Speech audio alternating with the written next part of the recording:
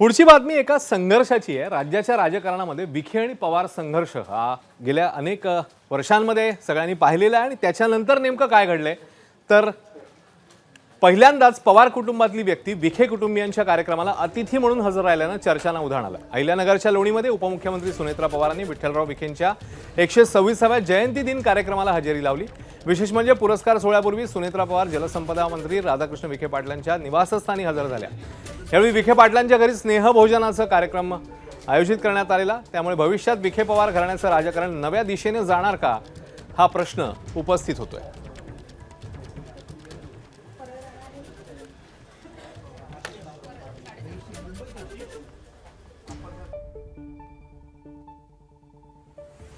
संघर्ष हा प्रत्येक वेळेस कुठे ना कुठेतरी असतोच आणि तो राजकीय पक्षांच्या भूमिकेवर असतो, वैचारिक संघर्ष असतो।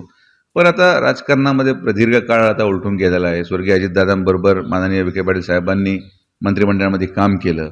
अजितदादांनी देखील अनेक कामं अहिल्यानगर जिल्ह्याच्या विकासाच्या दृष्टिकोनातून, राहत्या तालुक्याच्या विकासाच्या दृष्टिकोनातून मार्गी लावले। त्यामुळं वैर हा काही व्यक्तिगत नव्हता, वैचारिक होता। आजचा हा सोहळा केवळ पुरस्कार वितरणाचा सोहळा नाही, हा साहित्य, पत्रकारिता, कला, नाट्य आणि समाज प्रबोधनाच्या क्षेत्रामध्ये आयुष्यभर योगदान देणाऱ्या व्यक्तिमत्वांचा सन्मान करण्याचा, त्यांचं कौतुक करण्याचा हा सोहळा आहे। सुंदर प्रेरणादायी कार्यक्रमासाठी विखे पाटील परिवारानं मला मनापासून बोलवलं, त्याबद्दल मी त्यांचे आभार मानते।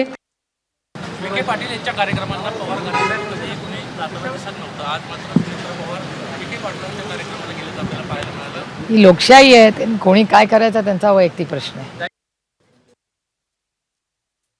नवं पाऊल म्हणून याकडे पाहिलं जात असतानाच राजकीय वर्तुळात पुन्हा एकदा चर्चा रंगलेली आहे। आपण विनीतकडे जाणार आहोत आणि जाणून घेणार आहोत की हा संघर्ष किंवा ही राजकीय लढाई नेमकी कशी पाहायला मिळाली होती। विनीत प्रामुख्याने 8च्या आपल्या माझा विशेष बातम्यांचा पंचनामा या बुलेटिनसाठी प्रामुख्याने पॅकेजेस आणि महत्त्वाच्या बातम्या असतील त्यावर काम करतो। विनीत, मला सांग, आता सुनेत्रा पवार ची प्रतिक्रिया पाहिली, नंतर सुप्रिया सुळे म्हणतात की लोकशाही आहे, कोणी कुठेही जाऊ शकतं, पण मागचा इतिहास वेगळं काहीतरी सांगतो राजकीय संघर्षाचा, तर त्या अनुषंगाने आता बदललेलं राजकारण। विखे पवार राजकीय संघर्ष हा गेले 4 दशक जुना आहे। 1980 पासून जेव्हा दोन्ही बाळासाहेब विखे आणि पवार काँग्रेसमध्ये होते त्यावेळेपासून हे संघर्ष सुरू होता। तो कशासाठी तर साखर कारखाना, सहकार क्षेत्र, राजकीय वर्चस्वातून हे सगळं होतं। पण 1991 मध्ये जेव्हा लोकसभा निवडणूक होती त्यावेळी बाळासाहेब विखेंचं तिकीट कापलं गेलं आणि असा आरोप केला गेला की शरद पवारांमुळे यशवंतराव गडाखांना तिकीट मिळालं।